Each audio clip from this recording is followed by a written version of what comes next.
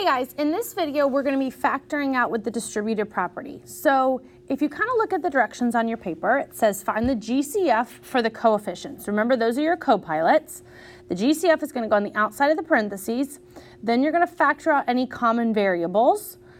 The remaining factors go inside the parentheses and watch if it's addition or subtraction. You can always double check it by factoring it back in and distributing it back into making sure that it is still equal. So if we look at it, we're going to look at each term. So we have our 35 and our 5x.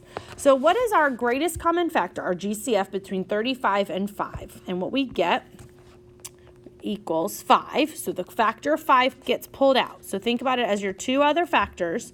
So 5 times what gets me 5x? 5x.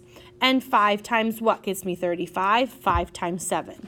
Again, you can always plug it back in. 5 times x gives you 5x. Plus 5 times 7 gives you 35. So for this next one, 3x and 12, we'll think about what's the greatest common factor between 3 and 12 would be 3. So 3 is going to go on the outside. And then 3 times what gets us 3x? 3x. Plus 3 times what gets us 12? 4. Again, we can double check. 3x plus 12. Double check it always. So for this next one, what is the greatest common factor between 9 and 54? That's going to be 9. So 9 is going to go on the outside, and then it's t minus, watch that sign, 6. 9 times 6 gives you 54, negative 54, and then 9 times t is t. So for this next one, I know that the hole punch ended up there, but it should be negative 3c minus 12. So you got to think about what is the greatest common factor between negative 3 and negative 12. That actually would be negative 3. So because they're both negative, you're going to pull the negative out. So it is going to become negative 3 on the outside and then c plus 4 on the inside. Because let's double check it. Negative 3c.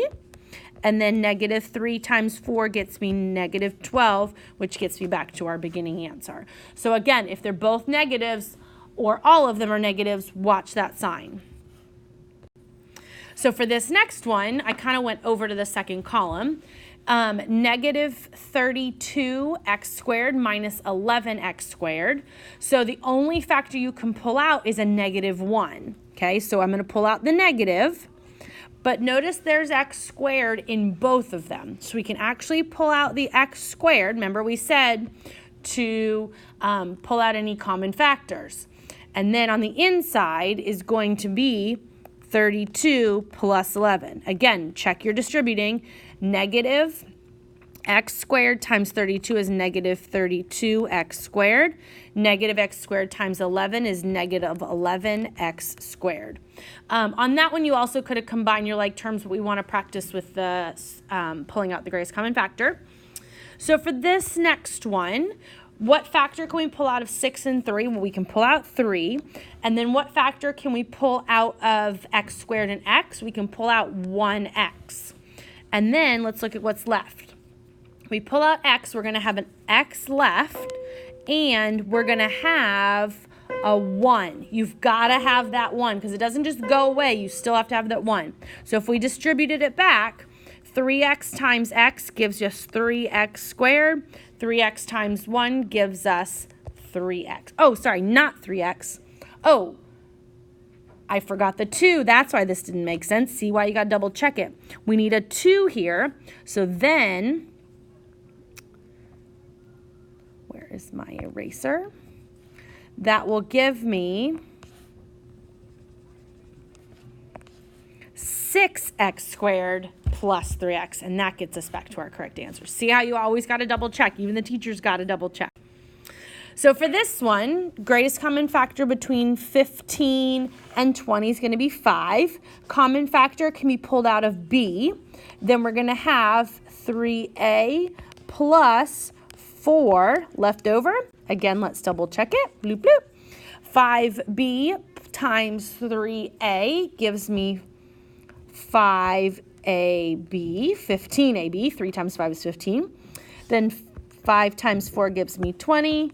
b, and that gets me back to my original answer. So really watch those exponents. Also think about if you have an x squared and an x, think about that's x times x, and this one has an x. So you can pull out a factor of one of the x's. Or think about if we have x squared and x cubed, that's going to be 2x times x, and this is going to be x times x times x. So we can pull out 2 out of both. So this one, the first one, we wouldn't have anything left, and then the other one, we would have an x left. So be thinking about that with the exponents. Similarly, if we have AC and AB, you can pull out the A. So if we did that, you would pull out the A, and you would have C plus B left over. Or let's say if we have AB squared plus AB, we could pull out AB, and we would have B squared plus 1 left. So make sure you're really checking those coefficients and also the exponents. If there's 3 numbers in 3 different terms, make sure that the greatest common factor can come out of all of the terms and the variables can come out of all of the terms. Also, just remember, if we've got an A times A, that is going to equal an A squared. So make sure you're double checking that distributive and pulling out the greatest common factor, especially if the 2 numbers are both negative, pull out the negative. Okay, go ahead and finish the rest of the sheet and check the key.